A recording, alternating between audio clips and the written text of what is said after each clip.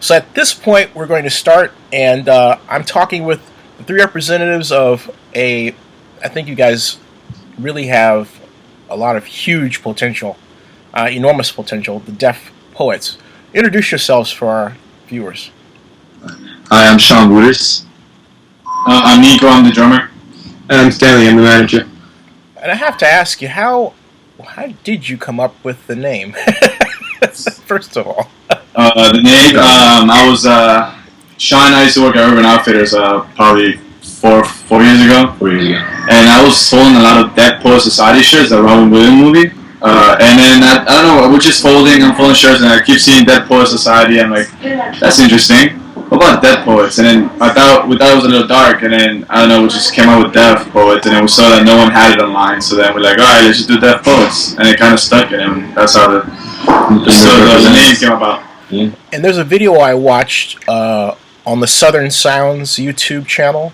Yeah. Of you, well, it was two in Miami, but how did you develop your sound? Did it just come from your voice and the music carry you through? Or did you have like an affinity for Maroon 5? I'm curious how you developed. Actually, it came to the sound, like to the songwriting process. It was always like kind of maybe a jam. Like I would be maybe influenced by a movie, for instance, or I was in love, or I was going through something, or whatever was happening in my life, and it ended up just embarking in some kind of sound that I ended up taking. And then I would always show him an idea to Nico, and from there we'd always create it. And it might actually just be one part. It could be like a simple melody I would have, or like an old chorus from an old idea that we ended up tossing. And then we would just put them from piece to piece and figure out the best way and process, and then we ended up getting a song. How did Grand Central come about, me having said that? Yeah, of course, Grand Central. The good thing is that Miami have been extremely supportive over us. The music scene is small, but it's developing. It's getting better. And, I mean, Nico and I, we hustle and we push really hard to get on any show that's worth to be there. You know, any booker, any person's here, they know us. So whenever an opportunity comes, a lot of times bookers will come across and ask us, you know, about maybe opening for an event or being a part of something that they have planned in the future. And I think the last show we had at Grand Central, it was the whole theme was on an end-of-day basis. And what day was it? It was supposed to be the end of the world. The December 21st. Oh. So it was like big event. 2012. End of the world. Harold, what's his name? I forgot the guy. I did a couple of videos on him because he was wrong. We're still here. Yeah, really. And then, actually, they just thought of the idea, and then we ended up being the band that they took, and it was awesome. It ended up being an awesome show. Really cool. And in the video, the second song you play, it's got a melody. It's like you're... it almost sounds... I don't want to say it's not depressing, but it's thought-provoking. You know, the second song on the Southern Souls of Cocoa Thieves. Yeah, you're talking about. Yeah, Cocoa Thieves. Yeah, yes, and it's. I have to be honest with you, it's a haunting song. Okay. And I mean that. I've heard that. And I mean that in a complimentary way, because when I say haunting doesn't mean scary in my lexicon. It means I can't get it out of my head. Oh, okay, that's good. Yes, it is. Yeah. Awesome. But so that's what we want. That's what we're pushing for.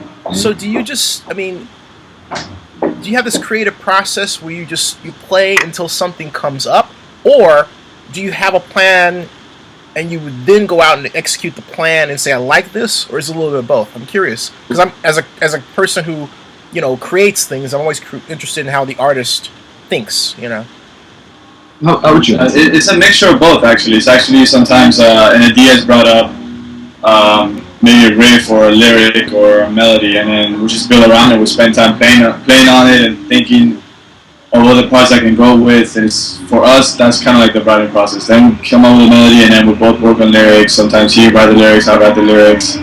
So it's just a share like writing process, actually. And then it usually comes out. Sometimes he comes out with a whole song. Sometimes just I have this riff in my mind I can get off, and then we just start playing on it and just building it from there. Now let me ask a few questions because I know that you guys are going to draw a lot of women. I checked out your Twitter page, and you guys have been to Brazil and you've had a lot of fun. At any rate, how did you all meet? Say it one more time. How did you all meet? How did you become who you are today as friends, as? Well, Nico, I know Nico for ever. He came into the country from Argentina in 5th grade, and it was funny. It was a coincidence because we both were artists, as in like just drawing wise, and we were both in the art club. And I just knew him. He didn't speak too much English, and yeah, that's friends and I have friends, but we would always comment on each other's art. And then from there, we always went to the same school from elementary to middle. And in middle school, I would know him from mutual friends as well. And then in 9th grade, we became very close and ended up starting our first band together, really becoming musicians together. And Stanley, I met him, I would say, around a very similar time. I met him around, let's say, 5th, 6th grade and elementary school. Wow. And he was Did he say I'm going to be a actually- manager of your band in the 6th grade? Was that? Yeah, and it's crazy. That's the reason why he's his manager. You know, he has the heart and dedication. We can trust him, which is the most important part. You know, he's the 3rd member of the band for sure. And I met him in 6th grade, and I introduced Nico to him maybe about a year ago. And now I would say 3 months ago he became my manager officially. Is there any particular band that has inspired your work, or person or artist? Just tons, like tons. Individually, for me, a band that really shows like direction I want to be in regards to music, particularly when we play our faster songs, is Early Police. Mm-hmm. Like when we were doing a lot of before they did the whole reggae stuff, like a lot of punk influences from that when they were just starting.